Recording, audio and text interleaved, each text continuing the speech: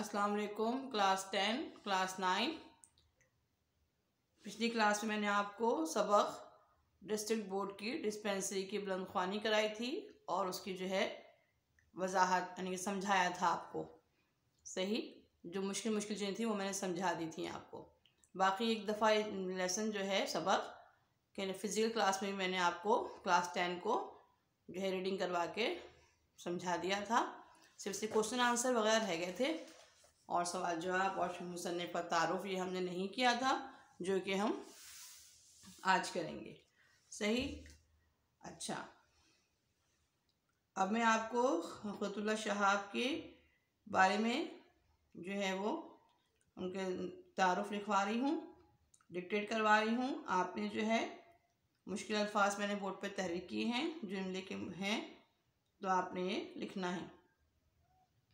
दूसरी बात, ये कॉपी के लिहाज से मुझे बात ये कहनी थी, कॉपियाँ आप लोग कल भेजेंगे इंशाल्लाह ताला चेकिंग के लिए, बल्कि आज भी भेजी होंगी, तो कंप्लीट काम दीजिए कॉपी पर, रजिस्टर पूरा मुकम्मल रख के दीजिए मुझे।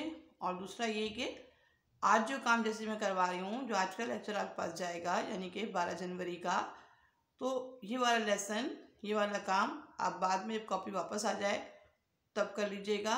इससे पहले इतना करवाया गया है माह दिसंबर का सिलेबस और विंटर वेकेशन जो भी दिया था आपको, वो सारा जो है मुकम्मल करके आप जो है कॉपी स्कूल रिसेप्शन पे भेजेंगे। ठीक है बच्चों, चलिए अब हम बाकायदा आगाज़ करते हैं। ख़ुतबुल्लाह शहाब के बारे में लिखते हैं। मैं बोल रही हूँ, आहिस्ता बोलती हूँ, रुक रुक के, ताकि आपको समझ में बआसानी आ जाए। विलादत 1917, विलादत 1917, वफ़ात 1986, 1917 और 1986। 1917 को पैदा हुए और 1986 को इनकी वफ़ात हुई। ठीक है, अब बाकायदा लिखने का आगाज़ करिए। कुदरतुल्लाह शहाब, कुदरतुल्लाह शहाब पाकिस्तान के नामवर अदीब, सरकारी अफसर, अफसाना निगार और दानिश्वर थे। इनकी पैदाइश गिलगित में हुई। उन्होंने इब्तदाई तालीम रियासत जम्मू कश्मीर और मौज़ा चमकूर साहब ज़िला अम्बाला में हासिल की। कुदरतुल्लाह शहाब पाकिस्तान के नामवर अदीब, सरकारी अफसर, अफसाना निगार, सूफ़ी और दानिश्वर थे। इनकी पैदाइश गिलगित में हुई। उन्होंने इब्तदाई तालीम रियासत जम्मू कश्मीर और मौज़ा चमकूर साहब ज़िला अम्बाला में हासिल की। गवर्नमेंट कॉलेज लाहौर से एमए इंग्लिश किया। गवर्नमेंट कॉलेज लाहौर से एमए इंग्लिश किया 1941 में। 1941 1941 में इंडियन सिविल सर्विस में शामिल हुए। इंडियन सिविल सर्विस में शामिल हुए। आज़ादी के बाद हुकूमत आज़ाद कश्मीर के सेक्रेटरी जनरल हुए। आज़ादी के बाद हुकूमत आज़ाद कश्मीर के सेक्रेटरी जनरल हुए। इसके बाद पहले गवर्नर जनरल, इसके बाद पहले गवर्नर जनरल पाकिस्तान गुलाम मोहम्मद, पहले गवर्नर जनरल पाकिस्तान गुलाम मोहम्मद, कौमा, फिर इस्कंदर मिर्ज़ा और बाद अज़ां सदर अय्यूब ख़ान के सेक्रेटरी मुक़र्रर हुए। पाकिस्तान में जनरल याहिया ख़ान के बरसरे इक़्तिदार आने के बाद पाकिस्तान में जनरल याह्या खान के बरसरे इख्तिदार आने के बाद उन्होंने सिविल सर्विस से इस्तीफ़ा दे दिया। उन्होंने सिविल सर्विस से इस्तीफ़ा दे दिया और इक़वाम मुत्तहिदा के इदारे यूनेस्को से वाबस्ता हो गए। उन्होंने मकबूजा अरब इलाक़ों में इसराइल की शरअंगेज़ियों का जायज़ा लेने के लिए उन्होंने मुत्तहिदा अरब इलाक़ों में इसराइल की शरअंगेज़ियों का जायज़ा लेने के लिए उन इलाक़ों का खुफिया दौरा किया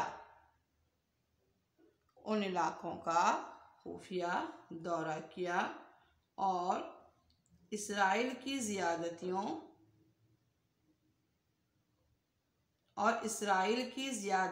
का पर्दा चाक किया।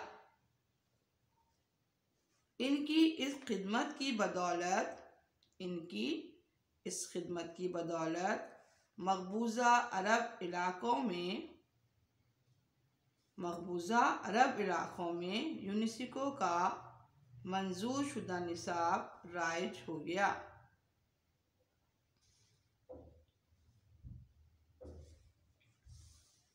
जो इनकी फ़लस्तीनी मुसलमानों के लिए एक अजीम खिदमत थी।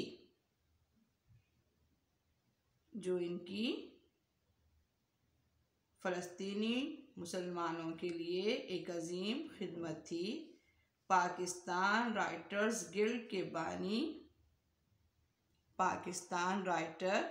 गिल्ड के बानी अंजुमने तरक्की उर्दू इन्वर्टेड कॉमा में लिखिएगा, अंजुमने तरक्की उर्दू पाकिस्तान के एजाज़ी सदर भी रहे। कुदरतुल्लाह शहाब एक बहुत उम्दा नसरनिगार और अदीब भी थे। कौमी खिदमत के एतराफ़ में हुकूमत पाकिस्तान ने आपको सितारा पाकिस्तान इन्वर्टेड कॉमा में लिखेंगे, सितारा पाकिस्तान के तमगे से नवाजा। इनकी तसानीफ में या खुदा, नफसाने, ये भी आप इन्वर्टेड कॉमा में लिखेंगे, या खुदा को भी, नफसाने, माजी और इनकी खुद नविश्ता सवाने हयात शहाबनामा काबिल ज़िक्र है। और इनकी खुद नविश्ता सवाने हयात शहाबनामा काबिल ज़िक्र है। ये आपने मुसन्निफ़ का तारुफ़ लिखा, उनके बारे में लिखा, ठीक है। तो बहुत ही अजीम अफसाना निगार, सूफ़ी और दानिश्वर थे। इनके बारे में मैंने आपको पहले भी जब मैंने सबक रीड करवाया थोड़ा सा समझाया था। उनकी किताब जो है जिसके बारे में थोड़ा सा बताना चाहूँगी, शहाबनामा, यह आप ज़रूर मुतालिया करिए, ज़रूर पढ़िए। ये स्कूल की लाइब्रेरी में भी है, लाइब्रेरी से आप इशू करवा कर या जब फिज़िकल क्लासेस होंगी इंशाल्लाह ताला तो आप ले सकते हैं, लेकर आप पढ़िए। वैसे भी अपना निसाब के पढ़ने के अलावा आप अपनी ये हैबिट बनाइए कि आप किताब रीडिंग करें, बुक्स रीडिंग करें। तो इससे बेटा बहुत ही ज़्यादा आपके इल्म में इजाफ़ा होगा और आपको अच्छा लगेगा। कुछ बच्चे तो वाकई करते हैं, लेकिन मैं सब बच्चों से कह रही हूँ कि वो अपनी ये हैबिट बना लें, अपनी आदत बना लें, ठीक है, कि वो डेली जो है सोने से पहले कोई भी एक अच्छी किताब उसको पढ़कर सोएं आप। तो आपकी मालूमात में भी इजाफ़ा होगा। लेकिन अलमिया ये है कि आप लोगों ने अपने आप को मोबाइल में मसरूफ़ कर दिया है। ठीक है, मोबाइल में भी आप किताब पढ़ सकते हैं। ज़रूरी नहीं कि आप किताब बुक से जो किताब जो है वो लाइब्रेरी से इशू कराएँ या किसी लाइब्रेरी जाएँ। हालांकि हमने तो इसी तरह से लाइब्रेरियों से किताबें इशू करवा के पढ़ा भी और नोट्स भी बनाए। लेकिन आजकल तो लाइब्रेरी जाने का कुछ रिवाज ही कम हो गया है। लेकिन अभी जो लोग शौकीन हैं वो जाते हैं लाइब्रेरी, यानी कि किताबें पढ़ने के लिए। बेशुमार किताबें होती हैं, हर तरह के मज़ामीन से मुताल्लिक़ मवाद आपको मिल जाता है वहाँ पर। तो कोशिश करिए कि आप भी अपनी अच्छी जो है वो मशागिल इख्तियार करिए। सारा वक्त मोबाइल में रहना, क्योंकि इलेक्ट्रॉनिक चीज़ है और इलेक्ट्रॉनिक चीज़ में जो है आपको नुकसान भी है और फ़ायदा तो खैर है बेशुमार, लेकिन बहरहाल उसके कुछ नुकसानात भी हैं। सेहत के हिसाब से, रेस के हिसाब से इसकी जो रेज़ होती हैं वो मुख्तलिफ आँखों में पड़ती हैं, तो आई साइट जो है वो वीक होती जाती हैं। जबकि किताब में ऐसा कोई इशू नहीं है। तो कोशिश करिए कि आप किताबें पढ़ने की आदत डालें। ये एक मैं छोटा सा आज आपको मैसेज था, क्योंकि जब ये किताब पे निगाह जो है वो आज किताब का ज़िक्र हुआ। खुतुल्लाह शहाब की किताब शहाबनामा मैंने पढ़ी हुई है और भी बहुत सी किताबें पढ़ी हैं, लेकिन इस किताब को आप पढ़ेंगे तो आपकी मालूमात में भी काफ़ी इजाफ़ा होगा। ठीक है, ठीक है। फिर अगले लेक्चर में इंशाल्लाह मैं आपको मरकज़ी ख्याल कराऊंगी। इस सबक का मरकज़ी ख्याल करेंगे और सवाल जवाब। ठीक है, ये सब चीज़ें हम अब अगले लेक्चर में करेंगे। उस वक्त तक के लिए मुझे इजाज़त दीजिए। अल्लाह हाफ़िज़।